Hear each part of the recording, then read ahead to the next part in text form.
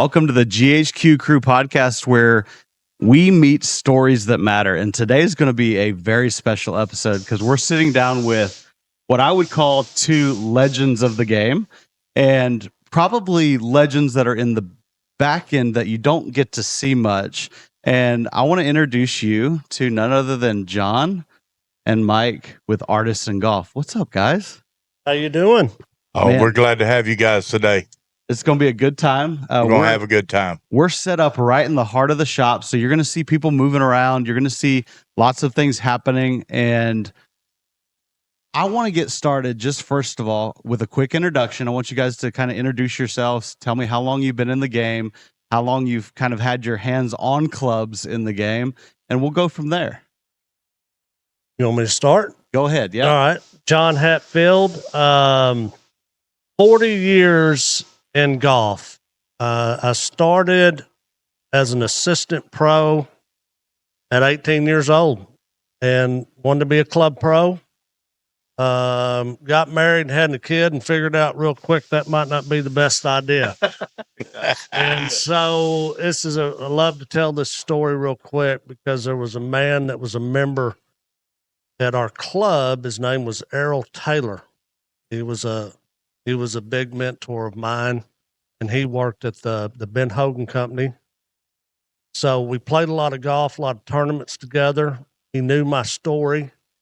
And I told him one day, I said, I don't know if I'm going to be able to do this. And he said, why not? And I said, because I need to be with my family. He said, well, come see me on Monday down at the Ben Hogan Company. I said, okay. So I went down there, and he showed me around, and we sat and met a bunch of people. We sat down, and he offered me a job on the spot. That's how I got into this side of the business, and I've stayed in it ever since. So, And Ben Hogan was that here in Fort Worth? Fort Worth, Texas, Pafford Street. Yes, sir. So it was you showed up on a Monday, got a job on a Monday, and the rest is kind of history. Right. I gave a notice. Yeah. I was nice. Here's my 2 weeks. Yeah. Really amazing place. The Ben Hogan Company, it was a manufacturing company. Yes, sir. And we got to learn. It was real. Yeah. It was real. And we brought in raw forgings and made beautiful golf clubs out of them, and everything was done in-house. So that was very special. Worked at some other companies throughout my career. Mike and I have probably worked together a total of 25 probably years. We've been at least 25, 30 together. I was kind of out on my own a little bit sometimes and doing this, doing that. But for some reason, we always ended up coming back, getting back with the guy. And He just couldn't let me go. couldn't let him go. So, obviously Nike was a big deal. Great company. Learned a lot everywhere I ever went. Sure. And we learn every day. We every day I'm learning something new. Yes, sir. So the net of it is this kind of was thrown into our lap. Nike decided to quit club, and Mike and I talked about it and said, hey, let's buy all this equipment and let's start a company. And this is what we did, and here we are. And it was 8 years. November the 20th was our 8-year anniversary. I'm sorry, February 20th. February 20th. Coming up on a decade. It's crazy. Yeah. And I don't know where time A goes. fast one. A fast decade, yeah. Right. So we're blessed. We love what we do. Great people. We love working with people and taking care of people. Yeah. That's what we love to do. And making great product. Absolutely. And I think that's kind of, not speaking for y'all, but that's kind of the heart of your Artisan Golf is you want to help everybody. Everybody. Doesn't matter. For sure. All right, Mike. Well, I've got kind of a little different story than John. I graduated Tarleton State University, and I came to Fort Worth I was going to work in aerospace. Gotcha. I'm going to Fort Worth to work for General Dynamics or Bell Helicopter or somebody like that. During that time, I was doing some work for a man here in town named Tom Limroff. And he had this really cool mold company, did some incredible stuff there. So I was doing some, CAD type work for those guys. And he took me aside one day and he goes, "There's a company here in town looking for a guy like you." And I'm like, "Well, who is it?" And he said, "The Ben Hogan Company." And I'm like, "Golf clubs?" So I did what I needed to do to get an interview there. And that's where I met Tom Stites. And Tom probably has been the most influential person, advisor, friend that I've ever had in this business. I mean, Tom and I we just worked together for so long doing so many different things. So, uh, we left Ben Hogan Company. I met Gene Sheely there. He spoke of Errol Taylor before. There was so many people there. We're young guys. We don't know nothing, right? But we met all these great people and we saw how serious they were about building these golf tools. Ben Hogan Company was amazing because we got to work in a manufacturing environment. We weren't just engineering. I mean, everything was happening there. So, we worked for Jerry Austria at another company for a while.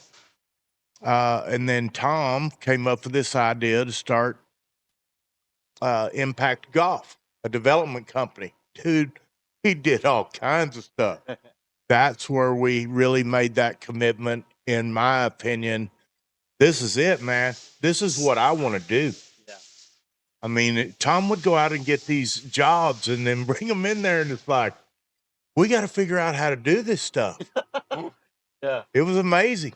And, even there, people, man, that's where I met, we started working with, David Franklin, which is a dear friend to this day. Amazing golf guy. Just had such a vision and such a talent for, the work that we were doing. And the Nike years, they were awesome working for that brand. That video I showed you earlier brings back a lot of memories of that time.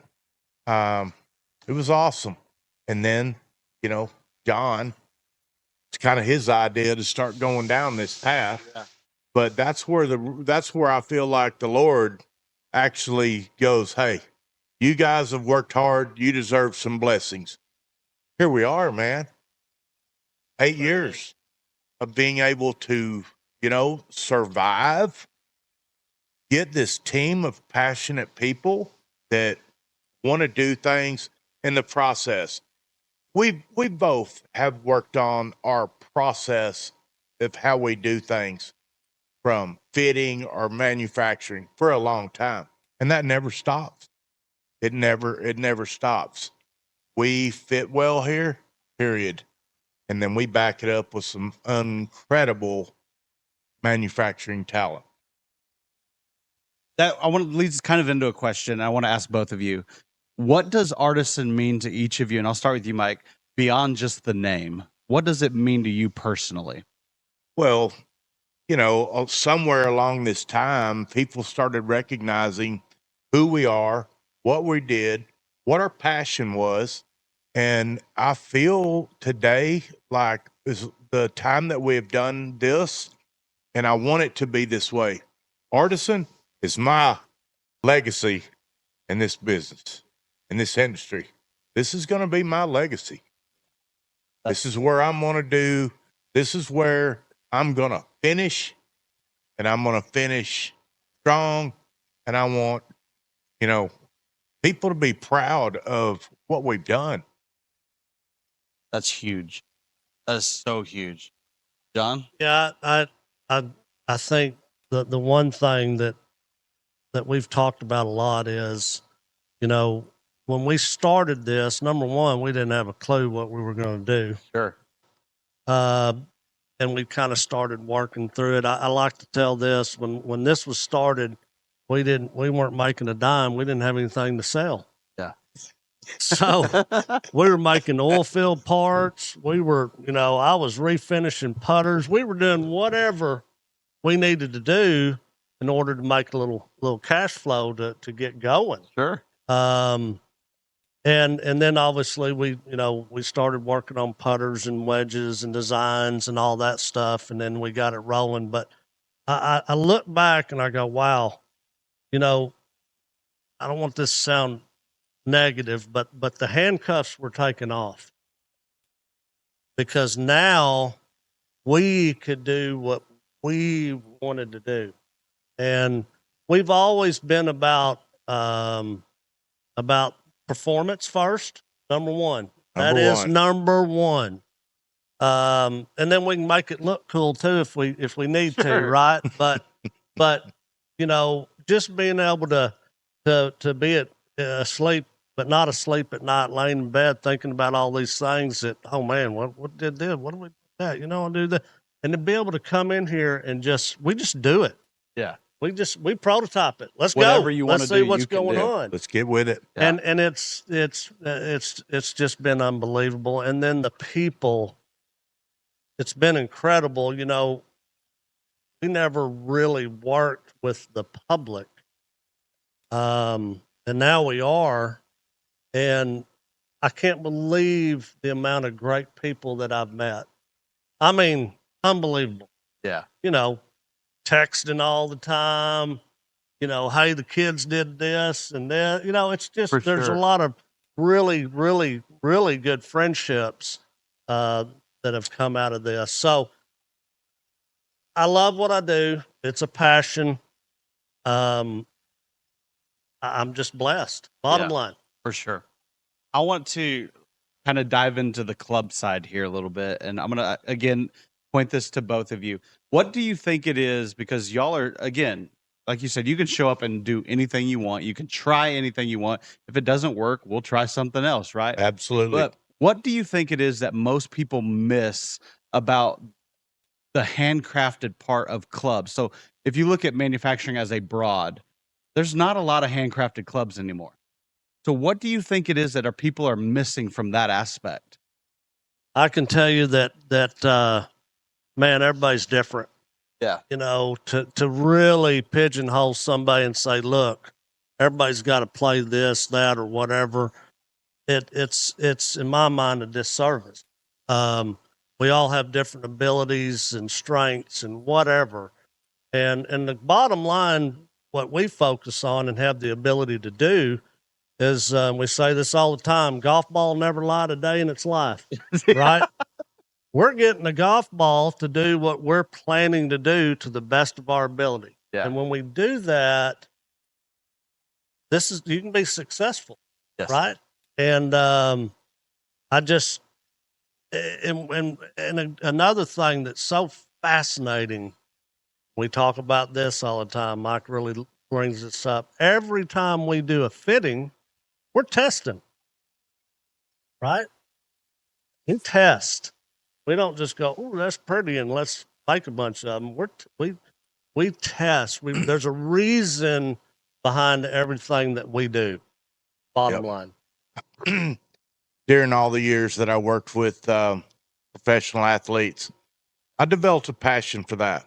Yeah. I understood how good these men are.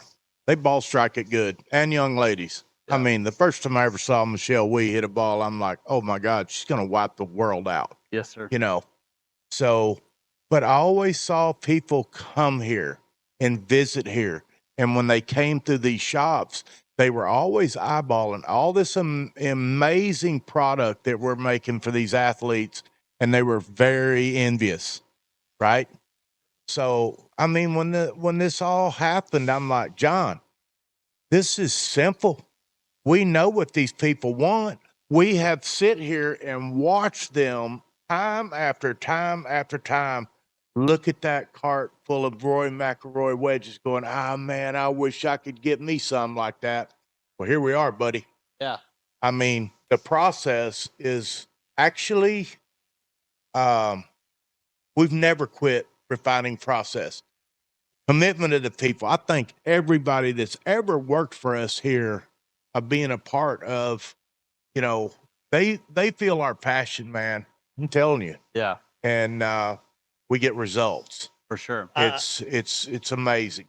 He brought up the process, and I like to tell this because kind of it's how it is. But we're not business people and we're not marketing people. We're club makers. But the process that we use today is exactly the same process that we use for our athletes, Yeah, and they're made the same way. Obviously, there are things on the manufacturing side that you're always, trying to refine your process for sure that we'll continue to do for as long as it takes. But yeah, it's the same process. yeah. You come in here, we're going to understand you as an individual, and then we're going to build that product for you. It's a snowflake. It is. I think the coolest thing is when I walked in this morning and I got to the door, it said Artisan Golf, and I opened the door. You walk right into the assembly. Oh, yeah, I mean, Absolutely. there's no fancy office at the front that you walk in and it's No. Artisan marketing. You literally walk into the No. process. You get greeted by one of our assembly staff in Yeah. there. Exactly That's right. I'm like, right. hey, how can I help? These guys are awesome. They're very, they're good at what they do, but they really are good at that customer service side of bringing Yeah. people in here. They've just picked up on that. Amazing. You know, it's yeah. You walk right in the middle of it, and it just sucks you in. Yeah, for sure. Having been here for so long and in these places for so long, this is where I work. But I read people's eyes, and I can tell you, I remind myself all the time, Mike, do not take this for granted. This is special. When these guys go back there and they see one of my guys slamming stamps and parts or finishing or all these things that we do here, it's like, you're going to do that for me? Absolutely, we're going to do that for you. But I think about this often, how I feel about how everything at Artisan really, how it's so tight. Our fitting guys, they're working right in here in the middle of manufacturing, more or less, right? A lot of ability for communication there. It's amazing. But we go back to the fitting. That's where I think it's so important. Get people here, get them ball striking, and that's where we figured this stuff out. And we have an amazing process here where we do some blueprinting and things like that, and see. I will believe this until my last day. The tools that you play, they shape your swing. That's a fact. Yeah. If you got some decent tools, then you can be consistent as a ball striker. So that brings up a good point because you guys have worked with some of the best players in the world, if not the best players in the world. But you also make clubs for just the average player. Why is that important to you? I love working with yeah. the guys. We've made so many, like John said, we've made so many new friends in the last 8 years. It's unbelievable. Yeah. I mean, I'm getting Christmas cards from people, Absolutely. and I love them. Like, we've just become, Artisan has become this network, and I hear it all the time. I heard it yesterday. Man, I see all these guys over at Dallas National playing your irons and everything. All these people know each other. Okay. Mhm. And then we go to West Texas, and then we go all over Florida, wherever. It really is. It's a cool network of people. I can hear people, hey, what customer number are you? All that kind of stuff. Pretty cool to be a part of that. Yeah. And everybody matters to us. Everybody. The satisfaction of of coming in, working hard, getting a guy dialed in, building them apart, and then you get this text, you know, hey John, golly, I had 5 birdies, da da da da, or to the guy that had a real problem 3-putting, right? Yeah. And he goes, hey John, I hadn't had a 3-putt in 7 rounds. That's huge. That's I mean, huge. that's Yeah. massive. And that's the satisfaction. Doesn't matter who it is, right? Yeah. It doesn't. Goal is forever. I love this game so much, and I know how great it is, and people work so hard at it that if we give them the right tool, that work starts doing what we all play this game for. That's lower score. Lower scores. Yeah. When that happens, I'm like, yeah, that's beautiful. So with that, real quickly, walk us through what a customer would go through. Say they scheduled a fitting, whether it's a putter, irons, wedges, and they walk through that door and walk into assembly. What does a day look like for them? Well, it's usually right around 3 hours because we get deep. Yeah. You know, we're going to bring them in, obviously, roam them around a little bit, what we got going on here, because when they come in there, a lot of them don't know what to expect. Sure. Like you said, you walk in, you're like, whoa, this is kind of real. Yeah. Right. And so we go through that.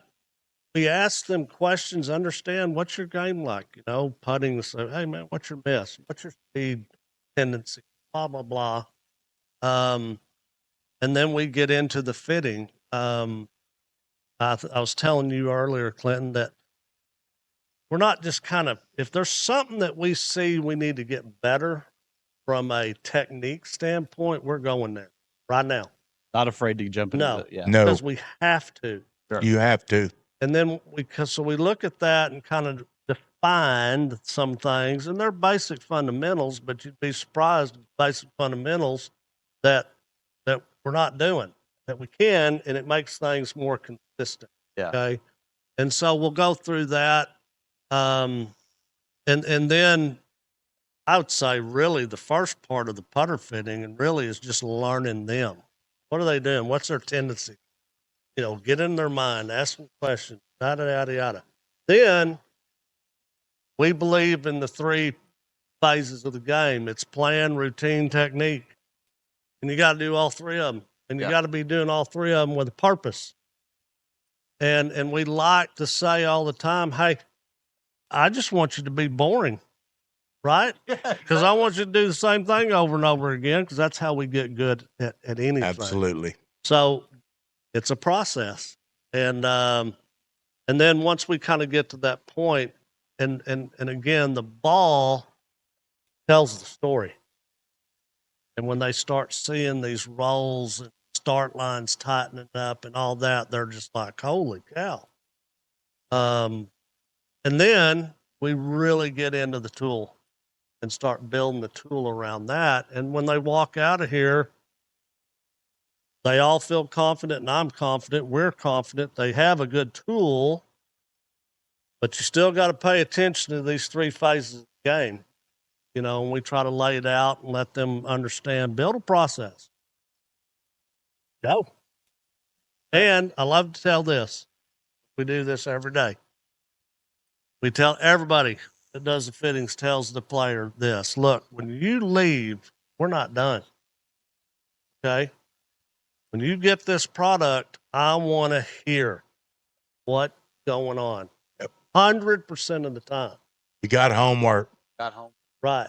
I think the most beautiful part about that, and I'm going to ask you a question here in a second about the build process, but I think the most beautiful part when you were showing me around this morning is everything's documented. And so say buddy. somebody wears a 58-degree wedge out, they can call and say, I need another one. And y'all pull a file up that shows every single detail of that Yes. wedge. And 100%. you can build it identical and ship them another wedge that was just like the first one. 100%. I made great commitments in my career to enable that. I've worn out a lot of pencils, man. Yeah. As probably one of my most valuable tools. I was talking with someone from the media in my shop one time back here. And we're leaning up there, and he's asking all these questions, and he goes, "Mike, he's looking at all the machines and everything, and he goes, what's the most important tool you have in here?" And I'm like, I never thought of that. But I was leaning on my little desk back here, and I looked down, and there's a pencil, and I picked it up, and I'm like, here it is, buddy. Because think about this. I never wanted to build a prototype wedge for an athlete or somebody like that. And then they go, "Mike, holy cow, this is amazing. I need you to build 4 more of these right now." You better damn well have the recipe. Right. What Okay. did I do? Yeah. With success, and you want to prove to people when you tell them that it's real. It's like, oh, whatever. I'm not wasting lead, buddy. That the way we measure and document and classify what we do to these parts, from, the build, the grind, and why, all of this, it's non-negotiable. Yeah. There's no negotiating here. There's no tolerances of some. We do not tolerate that. Well, no, that don't work. That's not the way it's supposed to be. Why would we invest all of this time fitting and everything? And these guys, hey, Jamie, when it comes to the wedge work we do here, when I get the direction, when I get here's the guy's specs. I don't have time every day to go start questioning that. There it is. There's what I'm supposed to do. I'm like a pharmacist, man, back here. I'm just cutting them pills, man. I love it. Hey, it's fun to trust someone as much as I trust these guys. I do not. Hey, main questions come up. Are you sure this is where you want this stamp? Or things like that. What colors? All of that. That's something that we have evolved with Artisan, and people love it. Yeah. We've burned so many logos and things. If that's what you want, you know what? But what it does, I'm telling you, performance is in the part. But when people get to participate in things like that, it brings a lot of ownership and pride in them tools. Yeah. And it builds a level of trust. Yeah. The people that are buying your clubs and you guys are fitting, they trust you. And the way I look at it is, let's say I walk in and I buy a wedge off the rack, and I won't name any names, but I just buy a wedge off the rack and I wear it out. Can I walk back in and buy that same wedge and guarantee that it's going to be the same? I can't. No. But if I buy a wedge from Artisan and y'all fit me to it, and you have those specs written out and filed, I know that I can call and say, hey, I need another one. And the wedge that comes to my doorstep is going to be the same exact wedge I played originally. Well, there's another piece to that where that's important. We've done that when it comes to professional athletes. Hey, think about this. A lot of these people are business people, men, women, and they may move. And where they move to, they take this passion for this game from the West Coast, Northeast, whatever. Turf conditions going to change. Okay.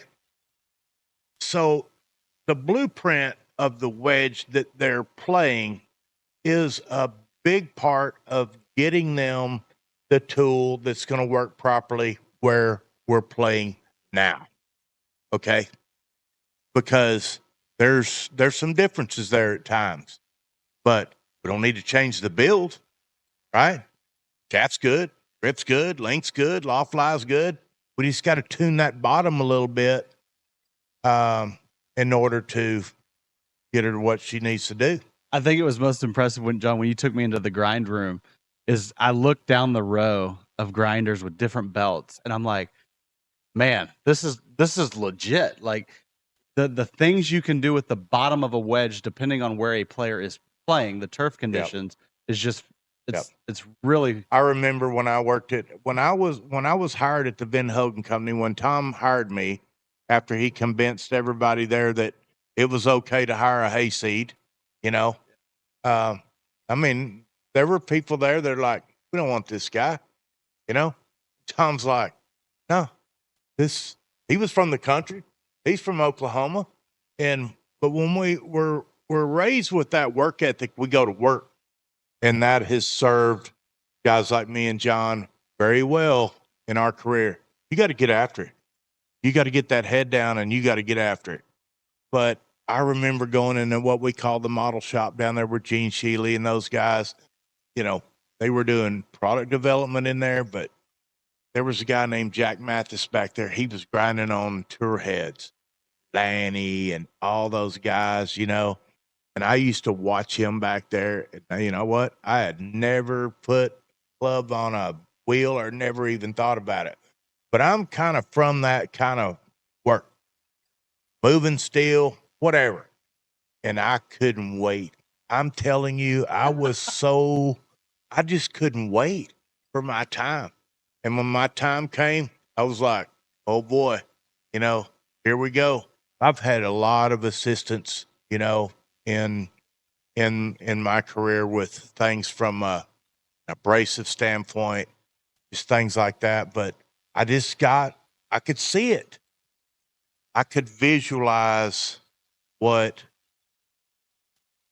I wanted that golf club to look like. I saw Gene do it. I saw those men before me and I saw the passion that they had for getting it right. Ben Hogan Company, John and I both, there's so much DNA from that place. We hadn't worked there in seemed like a million years.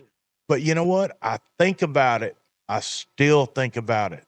I can just feel the presence of that place still to this day.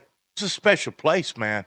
Kind of was a foundation that, Yeah, or total it kind of grew foundation for us. roots in I y'all. mean, look at all the people we met there, you know, that we, you know, worked with for so long. You know, Tom was there, Jerry Austry, just so many awesome people. You know, John worked with Dreyer for a long time. A guy named Steve Dreyer, he was there. Just there's a list of names that They that were really. industry veterans. I But mean, those they people, were I I think they were about good. them often, and they gather often. They really do. They still gather. I went to a gathering not long ago that was like so awesome to go see those people that you thought so much of. When I'm just telling you, I was a kid, young people right out of college. You're a kid, and now I'm an old man. But I've loved this, and you know, here you kind of ask about the process and everything. We're so blessed here. This building was built here for a reason. Okay. This relationship we have with Leonard Golf Links next door. We have a short game area out front where we do our wedge work. We've got a range over here with some good turf grass. You got to get these people on the grass, man. And when we work with wedge game, we want to bring balance to that game. So we've got to be, you know, we've got to check a lot of boxes out there. That's it's amazing to see, because you said something that really caught me, is about legacy. And so in order to have legacy, you got to be generationally minded. Yep. Which means you got to be thinking about who's coming after you. Yep. And what they're going to inherit from you. And like the guys at Hogan, they were generationally minded. They Which were. means when you sat there and watched him grind wedges, he was probably thinking, well, this is who's coming after me. So I want to teach him the right way. I want to show him the passion I have for it. And you're the same way. Both of you the same way. Is you guys are thinking about legacy and what comes next and who's coming next. So doing it the right way every single time is so important, especially for who's coming after you. That's a fact. And That's Mike and I, 100% fact. I'll tell you this, we got the best group of people here. I mean, every one of them. Yeah. Every one of them. Awesome. They're passionate. They do unbelievable quality work. It's serious, you know. And we've got some guys in here, you know, that we're working with. to kind of take some of this over. I'm not getting any younger. So, but yes, you got to think about that. And we are. For sure. And that kind of leads to the next question is, where do you see Artisan Golf in the next 5 to 10 years?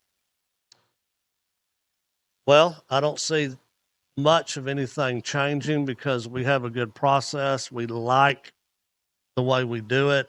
We're comfortable with the way we do it over the next few years. I mean, there's obviously going to be a time where I see, and I think we both do, where we kind of turn some stuff over to some guys that we've been working with that we feel really confident that have the same ability and desire to do the things that we expect. And then we just come up here every once in a while and see what's going on. Yeah. I see. I mean, look at we've got an 8-year foundation in what we do here, and we've survived, and we've been profitable. We're not making millions of bucks here, man, but I guess it's the pride and the passion that leads us to do it. A lot of people are not going to do it this way because they don't want to work this hard. That's a fact. Okay. But the satisfaction of how I want these people that are going to continue our legacy, they're buying in, man. They understand how cool they meet these people. They understand how cool it is for people to come here and have this experience or whatever. And I'm that man that it's quality over quantity, man. And you can only build so many golf clubs in a year that meet the quality standards of what we do here. That's fact. So you can't grow this some immense portion without sacrifices. That's fact. We've looked at that. That's a great point. Is you're more focused on the individual story with each Absolutely. person than getting this out to a mass market. Absolutely. It's about each person that walks through that door. Well, you look at people here when they reorder wedges, okay? We have so many reorders. People wear these things, wear these wedge tools out. Reorder. Well, we've already got what they need.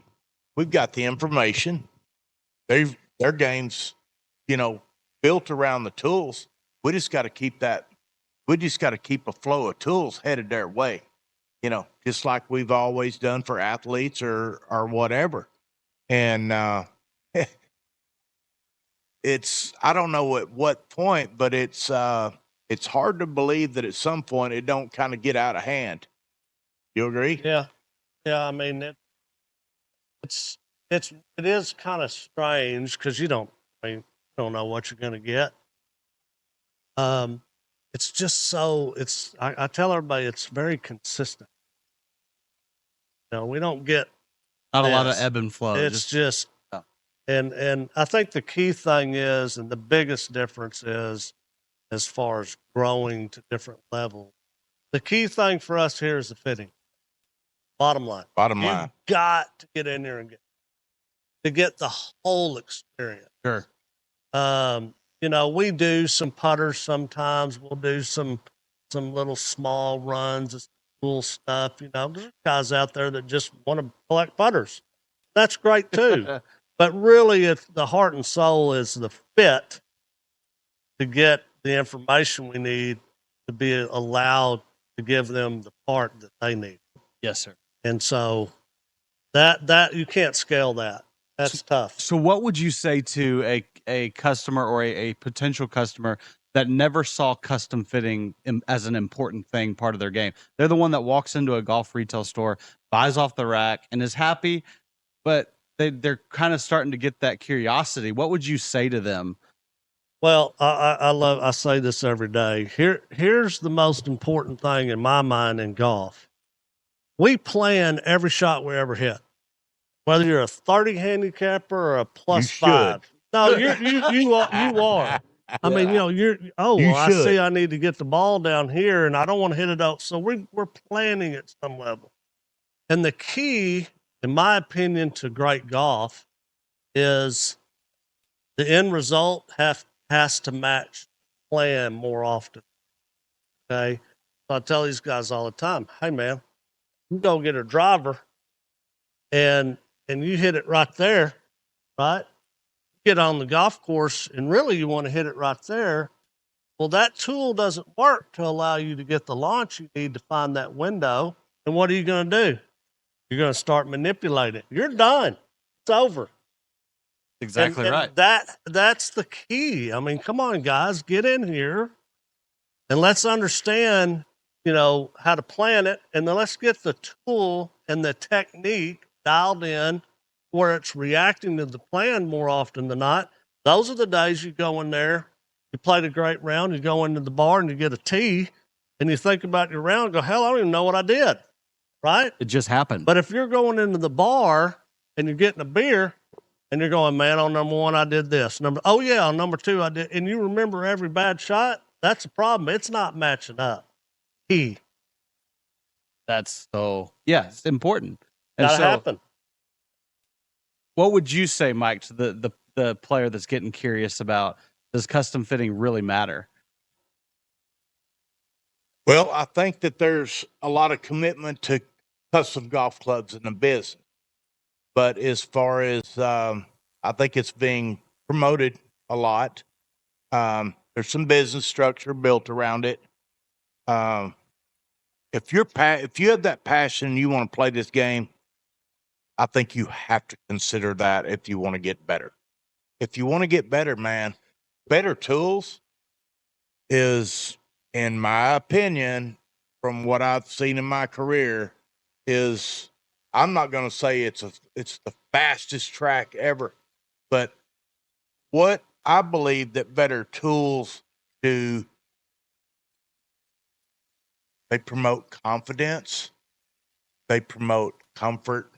Okay, we get comfortable.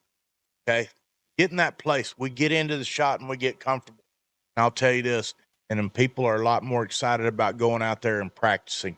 Dude, you don't want to go practice when you're freaking, hey, Absolutely. you don't want to swing a hammer and hit your thumb all the time and go, hey, this is fun. Yeah. You know? So I believe that's a big part of it. Okay, is that you enable people and they're like, everybody's got some golf junk in them. Who don't like to hit shots?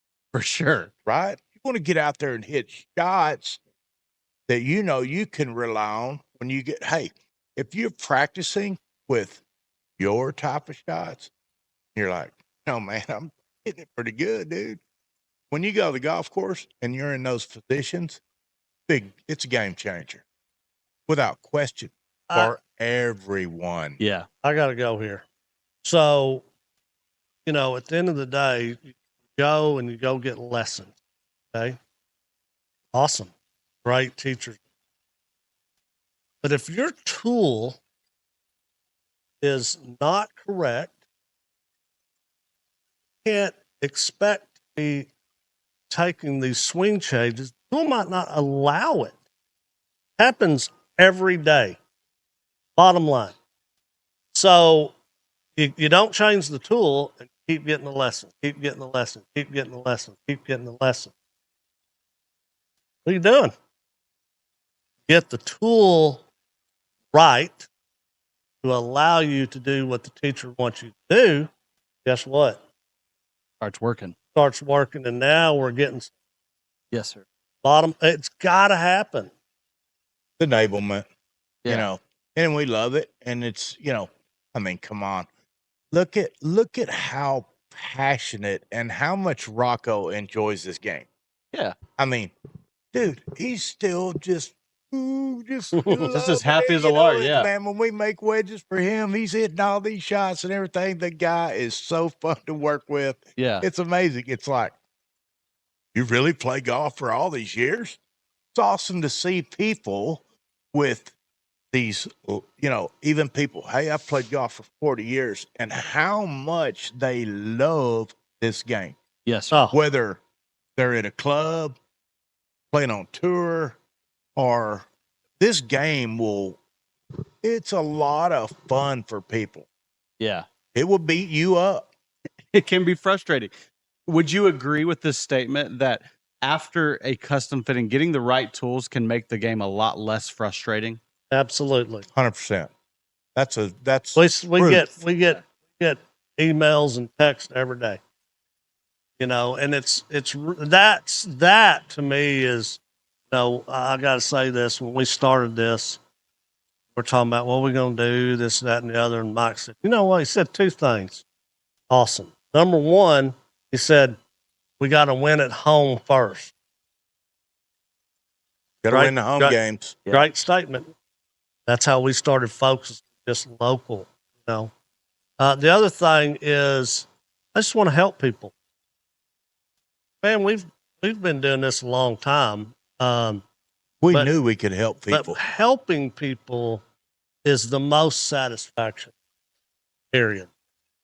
And we are helping.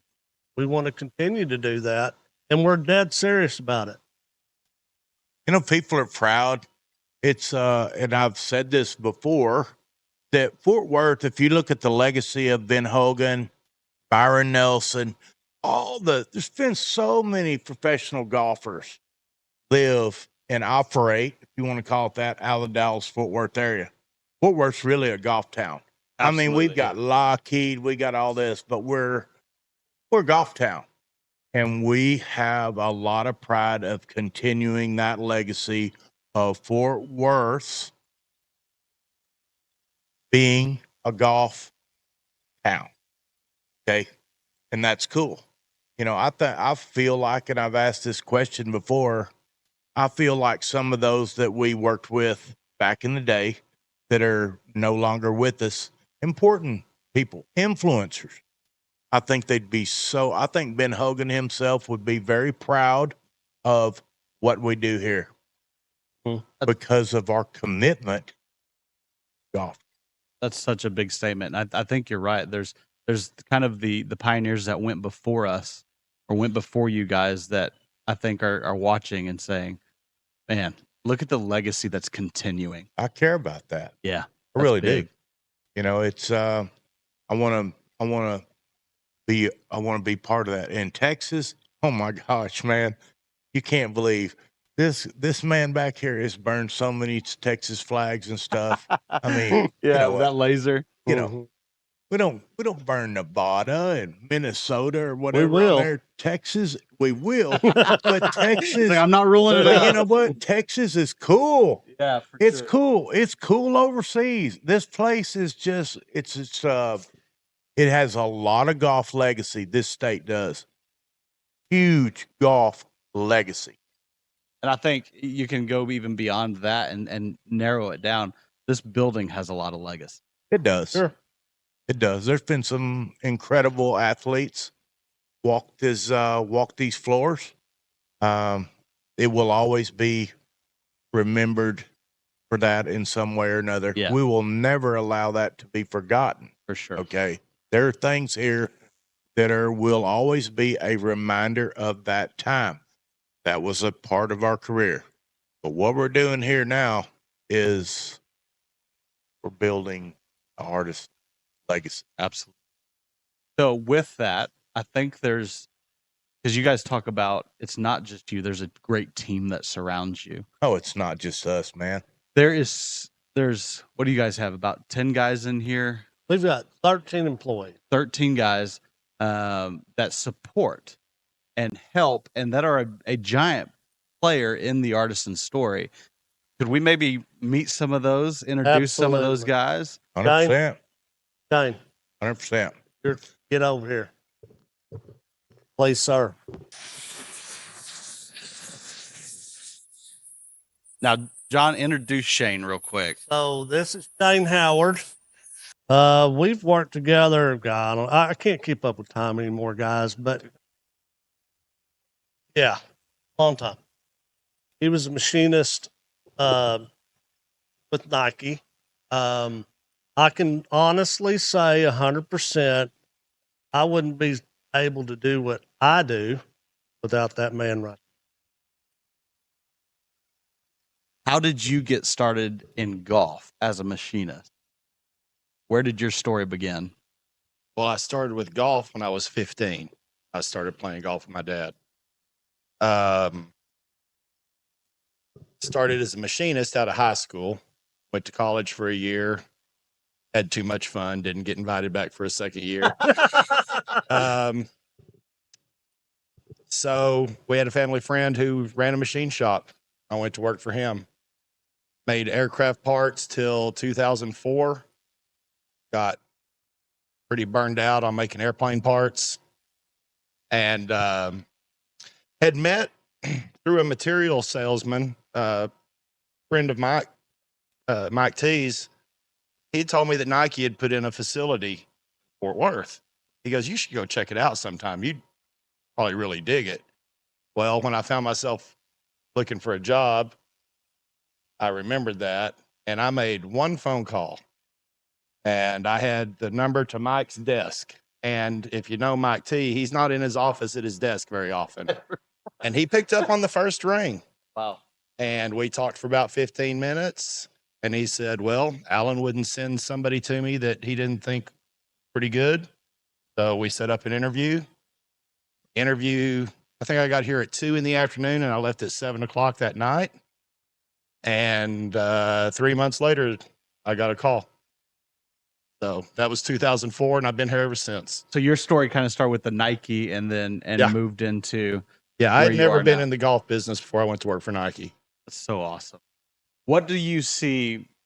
I asked Mike and John this question.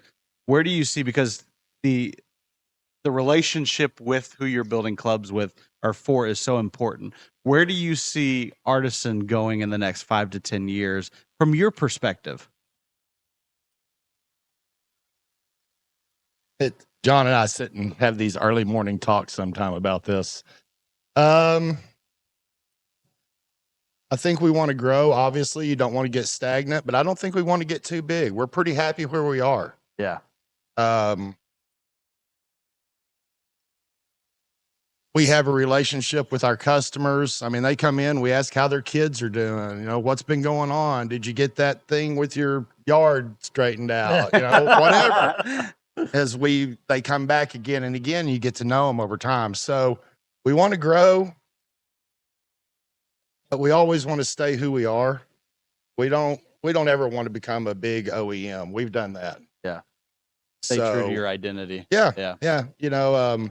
I told you when we were setting up, we don't really do production here. A big run of something is 20 parts. Yeah. I mean, that's a lot. And we'll run 20 of something and then 20 of something else. But we're small and light and nimble. We can change on a dime. Yeah. If we find something that we don't like in the putters, hey, this doesn't fit my eye. This is a problem. It's about a 10-minute conversation. We'll jump on the CAD scope. We'll figure it out. Yeah. We'll change some things and we'll say, let's try that. And we'll run a sample and say, yeah, that's better. In our past life, it wasn't always that way. It's never ending. It's always continuing. If we can make something better, we're going to make something better. And I think the key thing too with Shane is the machining process that he has worked so diligently to get us to allow us to do parts the way we do them, which is really, we may have 20 heads cut, but in that 20 heads is a whole bunch of parts. Sure. So there's changes that we're always making, offsets or weights or weighting or whatever. And so it's not just, here, it's like, nope, got to this point. Now we got to do this, this, this, and this. And he's a blessing, no doubt. Yeah. Love working with him. It's been awesome. But couldn't ask for a better guy to work with on this side of it. No way. So I want to kind of wind up with one question for you, because you get to see it from CAD to the finished product, right? Yeah. What is your favorite part of the process? Is it CADing the product or is it watching it mill? What is your favorite part of that? Prototyping. Prototyping. When we have an idea and we bring it to life, that's cool. Seeing something that was here. Yeah. Get to right here. Yeah. Yeah. And Then we can test. Then we get to test it. And Yeah. it's funny. We freaked Jamie out one day or one week. We had an idea for a part, and he was here the moment we started talking about it. And I think a day and a half later, we had a putter out on the green trying it out. And he's like, "You were just talking about this yesterday." I think that's So- every golf gearhead's dream. Is like, I got this idea, and then the next day you're actually it's in your hand. Yeah, because we'll sit and it's funny. I would love to be a fly on the wall watching us try to hack through a CAD design. Right. Because sometimes we get mad at each other, and he's like, "Well, that's what we're doing." And I'm like, "That looks terrible." We'll sit there and we'll hash it out till we get something that we're happy with, and I'll say, "No, just cut it." You And know, then we'll look at it. We'll look at it 'cause you can't tell on that screen. yeah, They they're all look cool on the screen, Right. but until you get them in metal, you don't really know. Sure. And but there have been designs that I'm like, I hate this, and we'll cut it in metal. I'm like, it's not too bad." That's not too bad. Yeah, this actually I works. see it. Yeah, Yeah. Well, Shane, I really appreciate you stepping in. thanks a lot. What a awesome story of how this family has been together for so long, but how the story is evolving. Oh, and one person I'd be remiss if we didn't mention for me and him and Mike T, but David Franklin. Yeah. Who was the head putter designer at Nike. Because he's the one that taught me the golf business. Yeah. Because I didn't know. I mean, I knew putters, I knew how to cut metal, but I'd never put the two together. So he was huge in training me. And I know he and John worked together forever.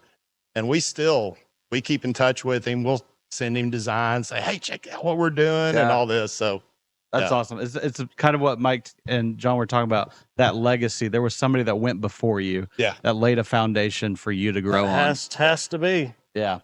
I think there's another one standing over there Oh yeah. that has played a big part in this story. Do you want to let Mike sit in and Yes. talk with DR? Come on, D. You right there. It'll. Get him in the hot seat. I got it warm for you. Oh man.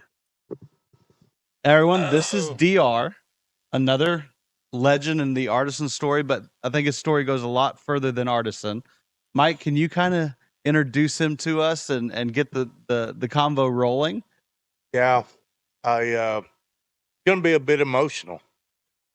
This man's become family, like a brother, dear friend, and best damn golf club man you'll find. Integrity is what this man's heart is all about. We've worked together 20 plus years, 23 years. Wow. We've worked together. And when we met, we started working. It's like this just amazing things started happening. Passion.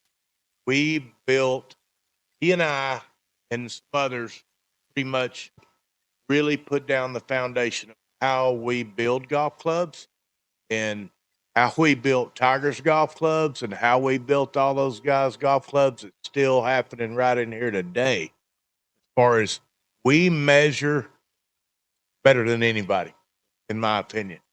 But it still comes down to a man's commitment. This man has, I don't know, there's a million words that want to fall out of my mouth, but he's a legend. And he won't tell you that.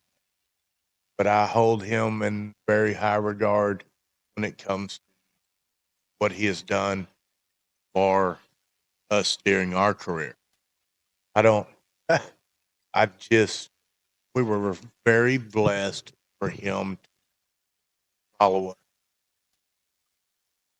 So DR, what an introduction. And I want to say thank you for sitting here. I don't know what to say. But I want to know, and we'll start kind of at the beginning. How did you get started in golf? Oh, my dad was always a member of a country club. He put a club in my hand, probably about 9, and I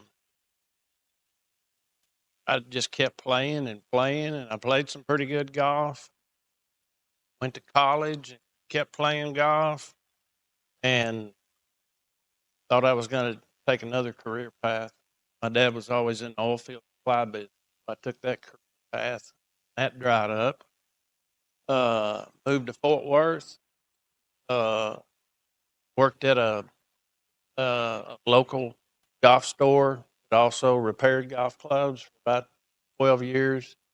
Thought I knew everything about building golf clubs until I walked into his office Yeah. first day. So my hat's off to you for everything that you taught me. So, I mean, I've been doing it now nonstop for about 35 years. Yes, sir. So it's been fun. It's been gratifying. I've done it. Everybody from somebody that walks in the door to some professional golfers that, hey, I was in the right spot at the right time. I think some of that, yes, but I also think some of it plays into your passion for building clubs that are right. Oh, yeah. I think a lot of that is more so on that side.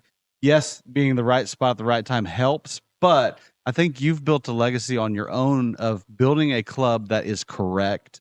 And that's why so many people trust you with their sets. He understands 100%. He controls what the deliverable is. The customer gets what they deserve. He's trained, worked with, I mean, he's trained so many people, but it's just, you look at the process and people think assembling golf clubs. People, I do that in my garage. Different the way these guys do it. I mean, it's so much detail.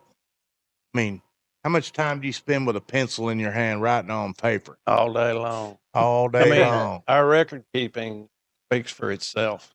Yeah. That's a huge part of our repeatability.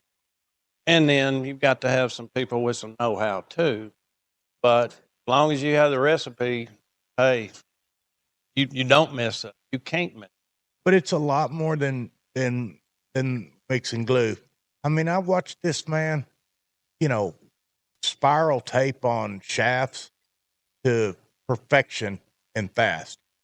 And the details of the ferrules, how clean those parts are when they go in that box and you're going to send them to somebody, professional athlete, one of our customers or whatever. This man understands that he sends people a message about his integrity when them clubs go in that box. Fun question, DR. And you may have a specific set in mind, but what's your favorite set you've ever worked on? What is it? About 70? He built a lot of clubs for Tiger. Yeah. Is that what you're talking about? About 70 sets. Yeah. I guess the first one, I didn't sleep for 2 nights after they went in the box because I just knew, I knew something was going to be wrong. I just knew something was going to be wrong. And nothing was wrong, and nothing has ever been wrong. Was that the first set you sent out? Yeah. Yeah. Yeah. Give us a little backstory there. I don't know. I was so nervous that I did everything right. Yeah. That's all I can say. I can relax today, but the first 2 or 3 sets, man, I just, because I got the first one, it goes in the bag, and then about 6 months later, we got to do another one, and I'm like, oh crap! I thought that set was pretty good. No, they're worn out. So I got to do another one just exactly like that. But I put them together. I do the final loft and lie check. All the handwork's done by Mike and the guys in the grind shop. Yeah. So there's a team of us. It's not just me. But Yeah, but those links, they're money. oh yeah, We learned some things about component control working with professional athletes that we utilize here today. This guy, he's how many grips you think you've weighed in your career? oh God, and shafts. Maybe as many as golf prides ever made. I don't know. I'm telling you, tons of them. that's part of doing it the right way. It's just there's so much more. The mix and the glue is kind of like ice in the cake. Yeah. Really. I mean, you Yeah. pretty much got it licked as far as the control of the quality. We're weighing shafts. You got to pay attention to so many things Yeah. and document it. And he's the best at it. Yeah, so by the time you get to the glue, you're pretty much done with the process, except for the aesthetics, right? But there's so much that goes into before you glue a club, making Yeah. sure links are right, making sure that the fit is right, all of that before you even get to mix the glue. And so, Yeah, one of the things that DR was a part of back in the day, and I got smoked a few times with, we worked in John and I were part of manufacturing and things like that. So there were other methods than we use today to control lengths of golf clubs. Okay, length boards, things like that. They were calibrated. But during the impact time, when you start working with everybody, you've got all these different soul geometries coming in here, and they don't hit that board the same. So we're like, we can't tolerate that. So David Franklin, myself, DR was involved in it. We developed our length measuring process that involves the machinery that Is we that the use green in here machine? today. Green machine. He's Mr. Green Machine. And it's the best I've ever seen. And I'm proud that we invested. We had to make an investment. We had to have these guys do some machining and things like that. But it don't miss. It doesn't miss. it's the same every time. The Oh. same every time. So 35 years of building clubs. When you send a set, I'm sure there's sets going out today. Do you still get the same feeling of this is right and I'm proud of what I built, even with the regular customer that came in here and paid the money to get fit? You still get that same feeling you got 35 years ago or 20 years ago with Oh, every yeah. set that runs out. Absolutely, yes. Because those people have come in here, they've got expectation. They hit something that we're going to duplicate from our demo bag. And I darn sure don't want anybody to call back and say these aren't working. And to my knowledge, we haven't had anybody that I know of. How many heads you had fly off? 0.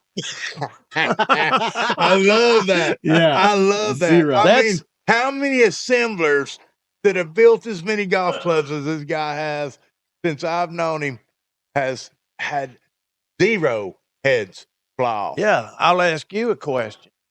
I mean, then we're sending them to our customers right now, and we do a little bit of tour work, but man, for 15 years, it was nothing but tour work. Yeah. So, can you imagine what it would be like to be watching a tournament on TV and the head fly off of somebody's driver or something? That would be brutal. Yeah, that would be bury your head in the sand Yes, sir. type stuff. But And I just we knew so many great people that we've worked with over the years. But I remember, we both have worked for the tour a lot. Lots of players, lots of top players. Loved it. The relationships with those people, their business, their work, but they're great guys. They've treated us so awesome. mhm. But I remember once when Gene Sheely was still alive and he knew that I was kind of, doing some of that stuff. And he called me aside one day and he goes, I want to tell you something. He goes, if you watch these guys play and they hit a bad shot, do not get down on yourself about that. He goes, when they drop them in that bag, son, they're committed to use those tools in their game. And because they're going to hit some bad shots. I think the coolest part for me, and we've talked in depth about it, is that question when a player or a patron is on at a tour event and they're looking in the bag of a player and they're like, man, I wish I could have that equipment. And it's because, you know, the tour guys play different stuff, and you guys offer that Yeah, to the absolutely. everyday golfer. They can have something like the tour player plays that is built specifically for them, and they get to experience that whole process. 100%. Yeah, it's the same. It's the same. Same. There is no different. None. Yeah, we're proud of that. And I'm proud of the leadership that this man has always given, you know, whether we bring people in here to follow that path. Who's the first guy we hook them up with? You know, hey, you got to go learn from DR. Yeah. You know, so he's molded a lot of people beyond just here at Artisan. Yeah. He molded that assembly operation in there a lot back in those days. Yeah. You know, when we were building Swish golf clubs in there, and has always put you know, a lot of pride and effort into that, and not only into the golf clubs, but the people. He's very understands that you've got to teach people how to do it the right way. That legacy thing. That's it. Yeah. There's people coming after you that you got to continue to lay a foundation for, so that it continues to be right for generations to come. I don't know what to say there. I don't know. I'm going toward the end of my career, and hopefully, I know these two guys I work with in here now. They've taken the process to heart, Yeah. and hey, it is what it is. To me, it's very gratifying to build golf clubs, and especially here with Mike and John. Feel lucky to be here, but When he decides it's time to build his last golf club, hey, John and I are good with that. He's left his footprint that will not be washed away, and we might have one hell of a party. Yeah. Yeah. yeah. Well deserved. For sure. Last question for you, DR, is with everything you've built, everything that from the beginning of your career, that me and John were kind of talking about it, there's like 185 years of combined experience in this shop of club making, which is incredible to think about. Wow. Of how much experience just sits in this shop every single day making clubs. What has been your favorite moment in your career? Oh, you're not going to believe me if I tell you, but I'm going to tell you anyway. Tell me anyway. One April Fool's Day, the door opened from the front of the building, and in walks George Strait. And I'm a huge George Strait fan. My wife and I and daughter and everything. I couldn't believe. I thought they were playing an April Fool's joke on me because they said he's coming and you're going to fit him. And that moment I'll never forget. So George Strait walks through the George door. Strait was Yeah. here for about 4 hours. And you got to fit I had him a for ball. golf Yeah. clubs. Yeah. He is, and I will verify, he is a huge fan of George Strait. You know, me to be honest, 43. 43 George Strait concerts. Yeah. My Let's wife, go. daughter, and I, we've all been to 43. Yeah, that's awesome. DR, thank you. Oh, thank you. And this plays back into there's such a huge community of people in this building that make this happen every day.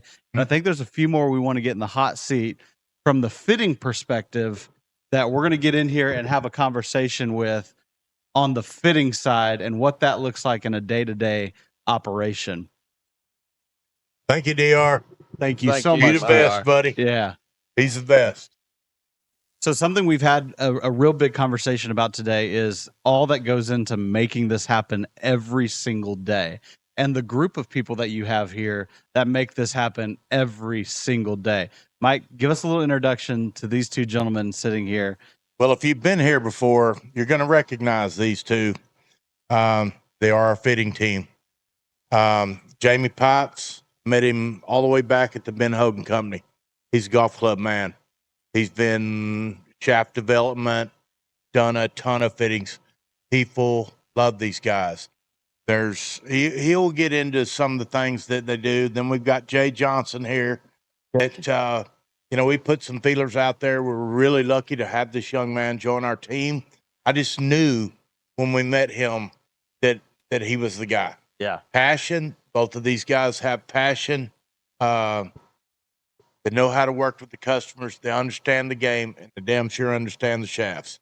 Yeah. That is such an important part of what these men do. They're incredible. They're accurate.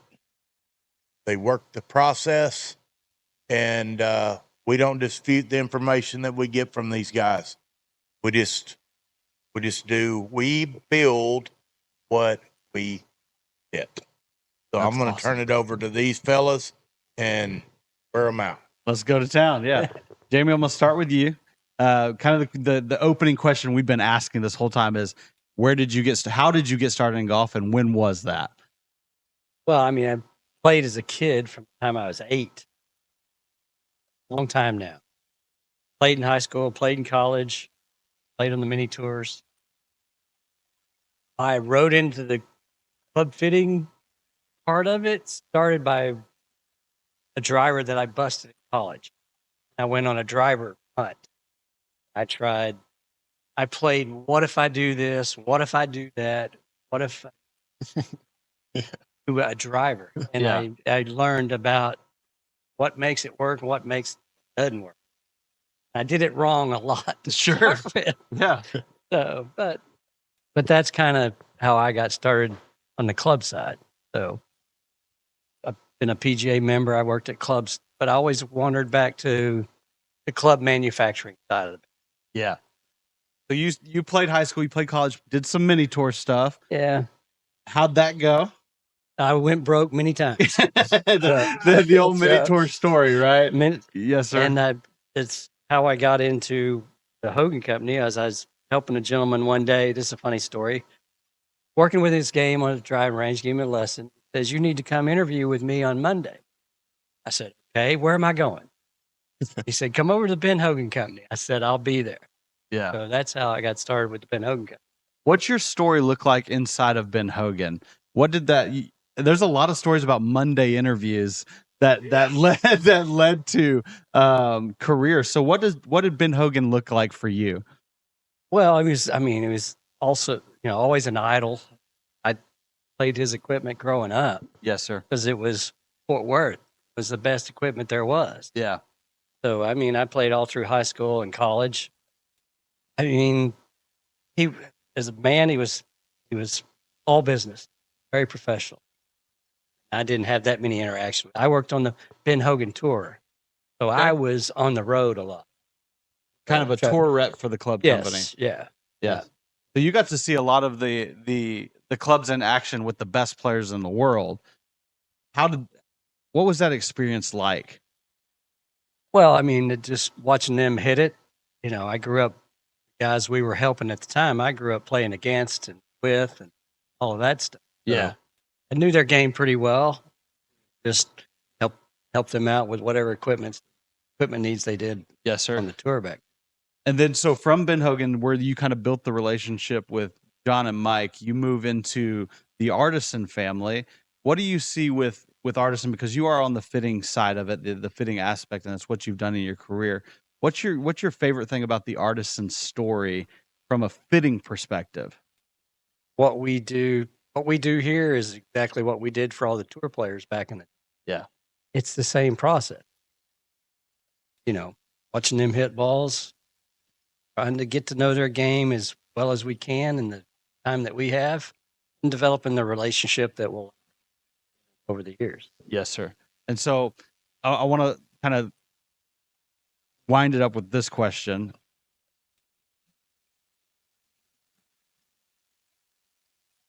From the shaft perspective. So from a carbon perspective, with UST Mamiya as a carbon was a carbon company. Yeah. What's Graphite shafts. Yeah. What's your experience there with UST, and kind of how did that develop over time into what it plays for now? Well, I never did work for Nike back in the day. I was at UST the whole time, Sure. but got to come over here. What I did at UST was product development. So the engineers would make a new shaft, and I would devise the test and let golfers take it out and test. I got to paint everything black, make it blind test. Yeah. I'd bring competitor stuff in and strip it down and paint it black. Yeah. So I devised a test and took it out and let, tour players hit it, college players hit it, everyday club golfers hit it. Kind of interesting. You got to see the kind of the transformation, and I will say carbon's come a long way in the last 15 years. From, and I think UST was a stock shaft offering in a Nike wood there for a while.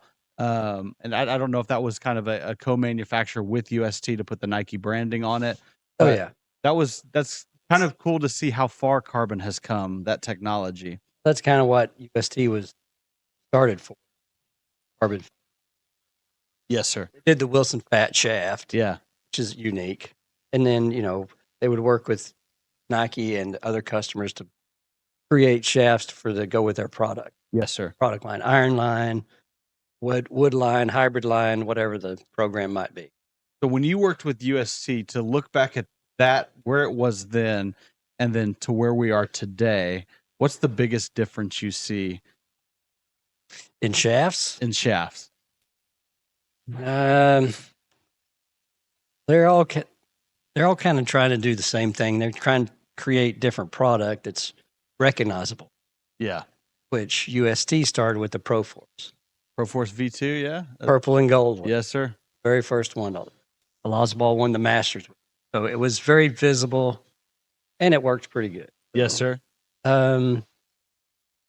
Still kind of, it's migrated. It's all about material. The material in the shafts comes from the aerospace industry. Yes, sir. It's all passed down to the sports and leisure division once they find something that works really good.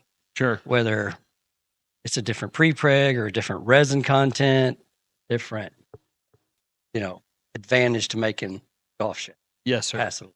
Yeah. So it's kind of interesting. It where is. it comes from. So what we've seen a lot. So we did see graphite shafts and irons back in the day, but you're seeing a lot more like Fujikura and Mitsubishi coming up with some tighter regulations on iron shafts specifically. What's the big, and I don't know, does Artisan put a lot of graphite, and maybe both of you can answer this question, fit for a lot of graphite in irons? I think that technology has probably been the biggest advancement as far as graphite in clubs in the iron side. What have you seen over the years there? Well, the biggest improvement in graphite shafts through the years has been torque. Torque, yes. They've rating. improved. They've improved the torque and how they twist and stuff. So instead of just being really flexible and really torquey, now they've gotten both. Yes, got sir. it both down. And irons, yeah, we fit graphite and irons too. The iron shafts have come a long way.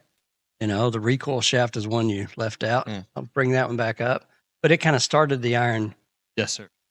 Iron fitting that got better. Graphite shafts are trying to get heavier. Yeah. Steel shafts are trying to go lighter, and they kind of meet in the middle. Yes, sir. So, a heavy graphite shaft is hard to make. Yeah, It's a challenge. a lot of material, and a lightweight steel is hard to make. It's a challenge. Yes, sir. So you're seeing them kind of intersect. Yeah. They're meeting each other at a point. Would you prefer, so let's see, with technology, how it's coming, you're getting a heavier graphite shaft, a lower torque rating on a graphite shaft. Do you see a world where the graphite iron shaft will start to outperform some of the steel shafts? You can see there where they perform just as well nowadays. Yeah. So, I mean, the performance is still golfer based. Sure. Yes. For sure. So it depends on the golfer. Yeah. I like that. So where do you see, and I've kind of asked this question with all the guys, is where do you see Artisan going in the next 5 to 10 years? Interesting. I have a hard time keeping up day to day. So, well, we're doing things. We're looking at new products. We always, every day with a wedge fitting is a new wedge.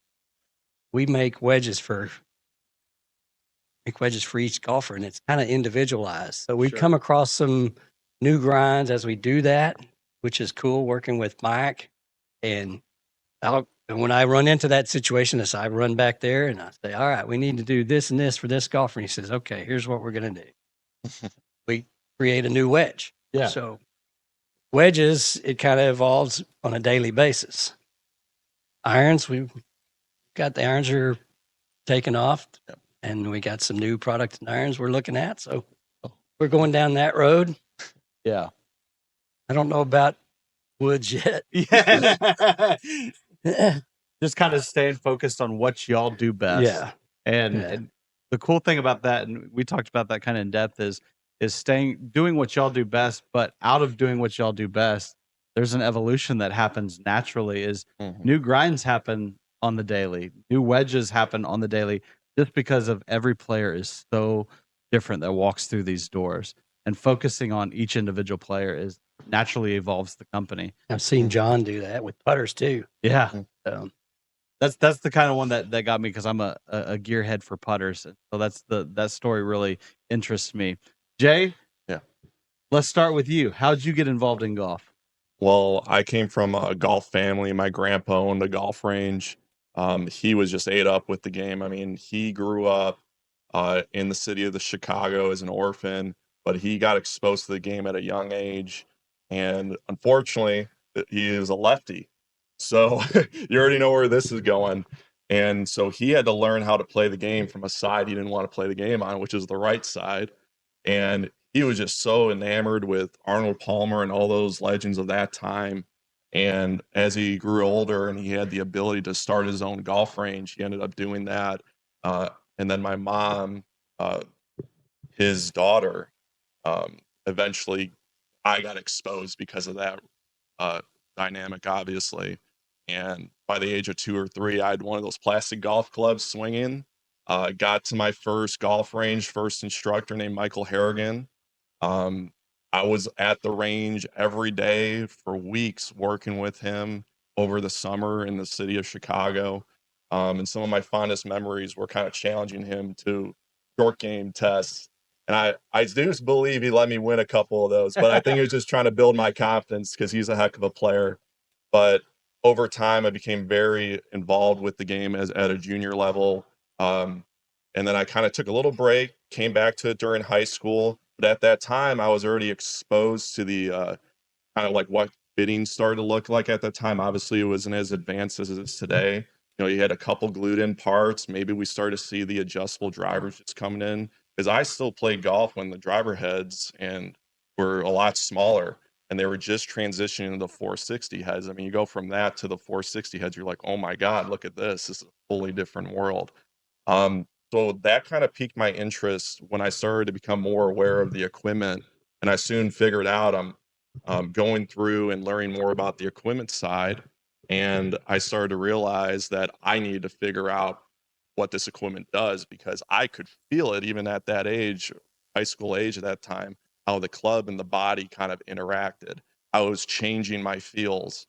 And over time, I got involved with exercise science and did some research at the University of University of Illinois at Urbana-Champaign, and just got really enamored with how the body moved and why.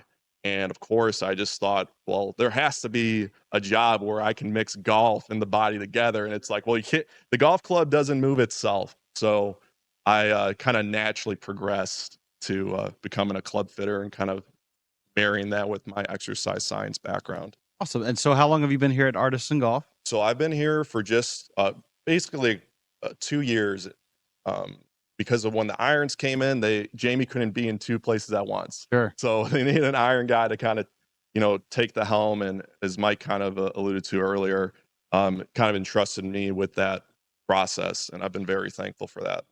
That's awesome. So when a patron walks through the door, I'd mentioned this, is when I got to the door at Artisan Golf and I opened it, you walk right into the Yes. assembly. And so there's Yes. no marketing or no office that you walk in, and it's all Artisan. You walk straight into the process.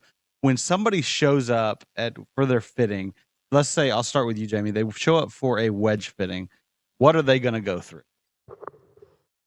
First thing we do is we measure what clubs they've been playing, because their tools train them. So it gives us an idea what tools have been training them for however long they've been playing them.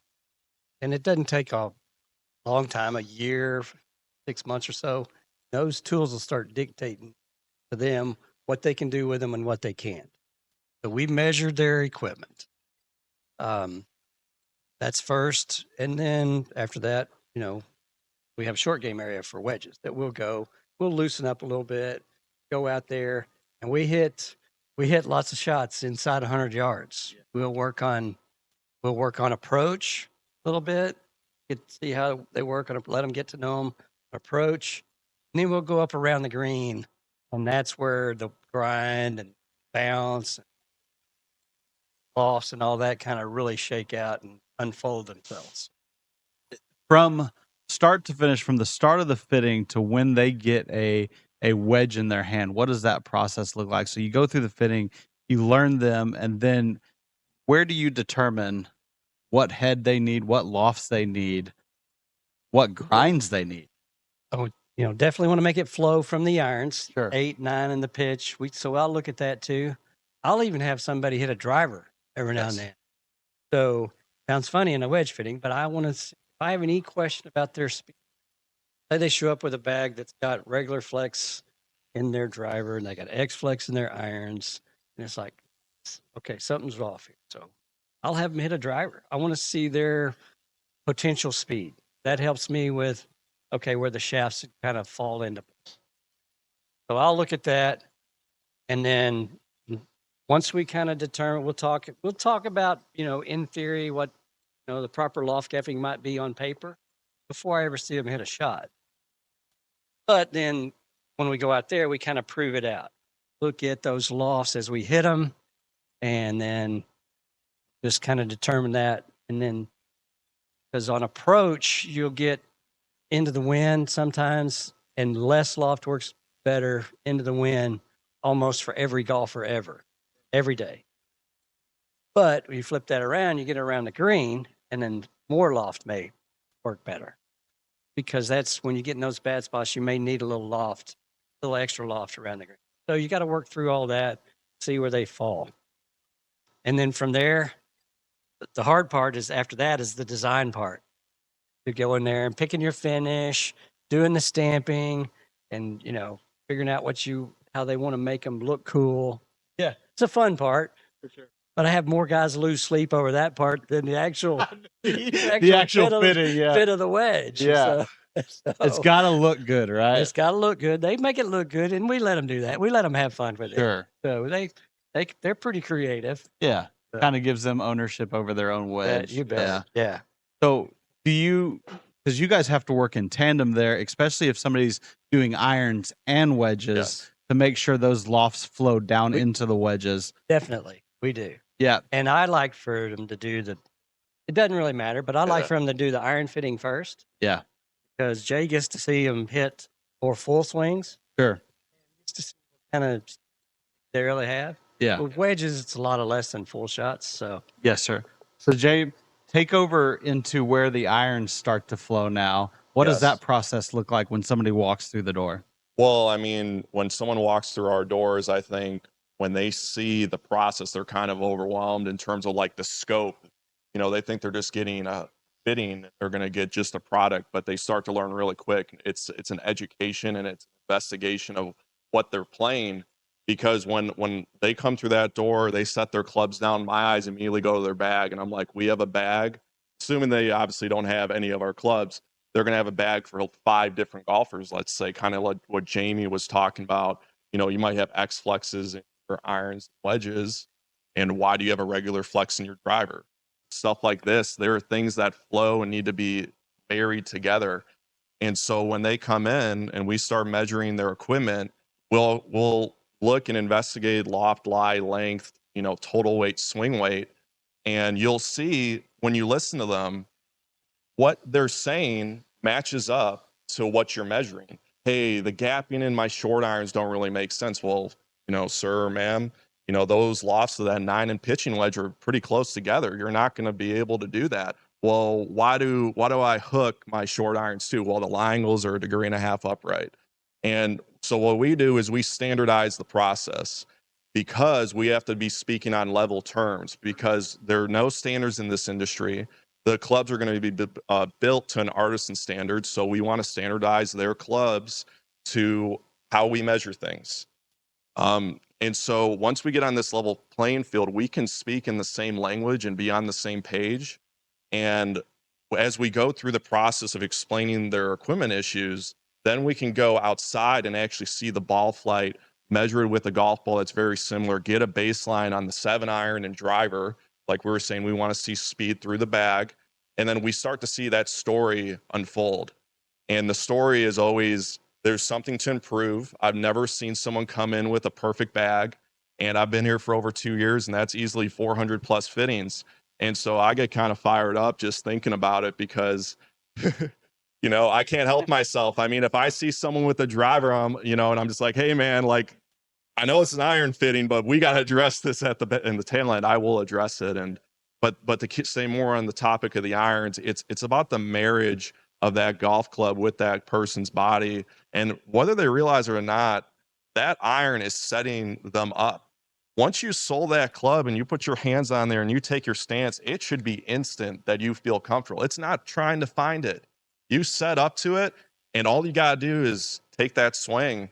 And hopefully, through the process, we can get a shaft that marries up to their body motion. And it literally just is that simple. You just set up, you swing it, and man, you hit it right in the center. You look up and you see the ball, and you're like, that's where it should be. And that's the goal. That's huge. Can you speak to that a little more too on the iron transition to the wedges? Do you see a lot of difference in, say, iron shafts versus the shaft that's in their wedges? Or do you see a lot of marrying there that it's the same shaft from 4-iron down? Got to flow. Shaft's probably the Absolutely. most important part of the whole golf club Sure. because shaft is what helps you deliver that club head to the ball. Shaft's off and it doesn't get to the ball correctly, then you're in trouble. For wedges, if you look at your short clubs in your bag, your wedges in your bag, each wedge does a little bit something different. And it's interesting. I mean, I've been around golf a long time and I never had a wedge fitting. Yeah. So that's why this was interesting to me. But like people's lob wedge, they'll hit it, 80 yards all the way to the green. The shaft in that club's got to do a lot. Exactly. It swings at a lot of different speeds. And then you got to look at how they play their sand wedge and how they utilize their gap wedge. So gap wedge gets a little closer to the iron. I asked John and Mike this question, and I'm going to ask both of you since you're on the fitting side. What would you say to the customer that is the one who walks in, buys clubs off the rack, and doesn't think about fitting, but is kind of curious, would a fitting matter? And they may be a 20 or a 30 handicap. What would you say to them to encourage them to go down this road? Go ahead. Okay. So one of my main philosophies in fitting is that if it works for a 25, 30 handicap, it needs to work for the best player in the world and vice versa. Meaning the things that we're working on are so fundamental that it's a subconscious thing. And as long as you can stand on your own 2 feet, relatively speaking, and you can just set up to the ball and take a fair swing at it and have somewhat of a pattern, I mean, you're ready to get fit, whether you realize it or not. Because I've had the same story. I'm a 25 handicap come in, doing this 7 years and seeing, hearing that story all the time, like, well, I'm not ready to get fit. And it's like, well, when is going to be the right time? And so what I need to get to these guys and when they come in, when I talk about measuring their equipment, is we start to unravel the story of their equipment, why they're having these issues. And I'll just tell you this, like when they go through the process, I've never heard one person ever say, man, like in terms of do they ever regret doing the process? They're like, I wish I knew sooner. I wish I knew. And so when we bring that 25, 30 handicap in, we'll look at their setup, their technique, it's almost like going through a therapy session in a way. You're kind of like trying to recondition their mind to kind of get rid of all these preconceived ideas, and you really just say, hey man, it's really this simple. It's just, you're just set up to the ball. We get this club to set up to you, and then all you got to do is make a fair move at it. And sometimes we may even touch on the technique and the iron fittings. And I've literally halted an iron fitting and said, hey, let's work on this, and I'll throw a club your way. And you throw that club in, and man, the ball's right where you want it. And they're like, that sounded pretty good. I'm like, yeah, you hit the center of the face. So that tool is training that golfer over time. And if I can give them a club where on the first shot it's good, and not only after that first shot it continues to be better, their misses are still on their start lines, their initial launch direction, that player will continuously get proper feedback, and that tool will train them. And it's probably the greatest asset someone can buy. And I'll kind of conclude on this note, is that I have not really met anyone that couldn't have been fit, regardless of physical capabilities or That's otherwise. big. Yeah. Because we get that question a lot in the shop in Midland is well, do I need to be a 10 handicap before I really start thinking about fitting? And so that's been coming to the manufacturer side, is like, when's a good time to get fitting? And basically right now. Yeah. You know, what comes first, the swing or the clubs? Swing. The clubs can dictate the swing. Sure. Right. So the clubs have got to match up to the golfer. Yeah.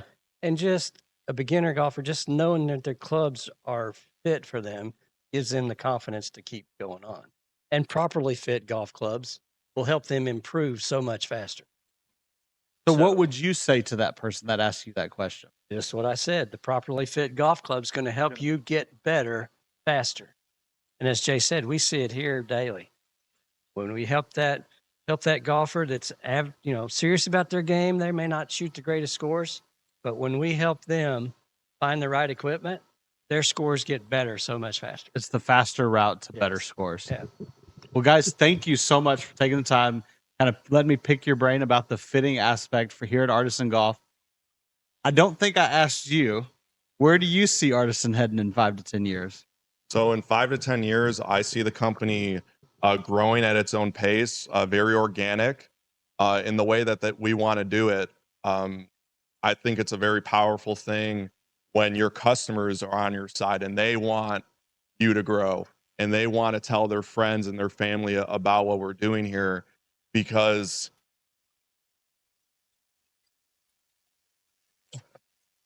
sorry.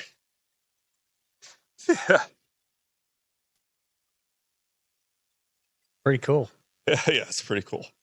I love the family. It's everybody's connected. Everybody is making this ship keep going forward. And again, thank you for taking the time to sit down with us and kind of tell us your background and what Artisan means to you. That's huge. Thank you. I want to get John and Mike back in here so we can wrap it up. About that passion. That's some passion.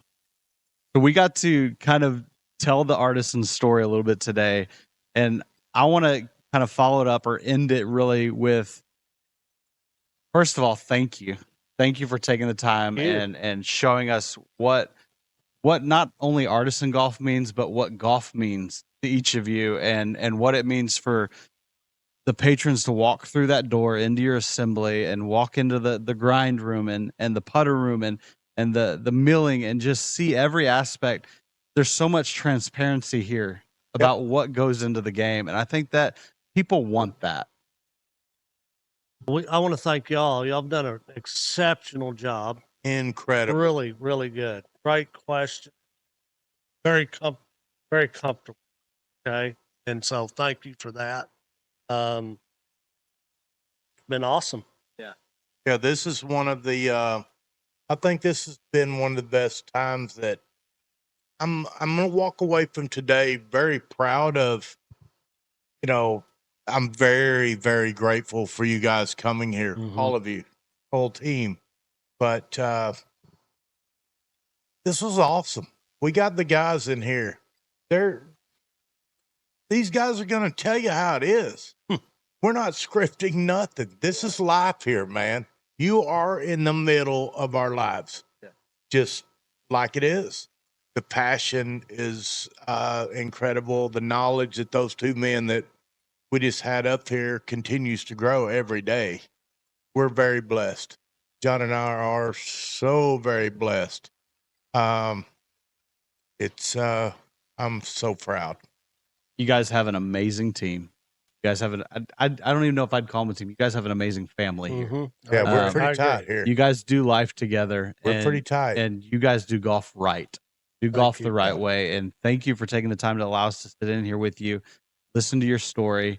And I think this is just the beginning. 8 years in with the future to go.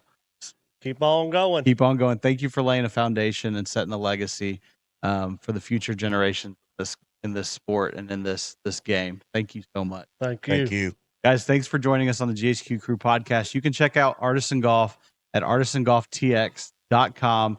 I heard there's a special putter that's about to come up for auction. It's sitting behind. You guys have been seeing it the whole stream. So there's a special putter that's going to come up for auction that you guys need to check out. John, Mike, thank you so much. Thanks for allowing us into your house. That's And cool. thanks for joining us. And we'll see you very soon. Thank you.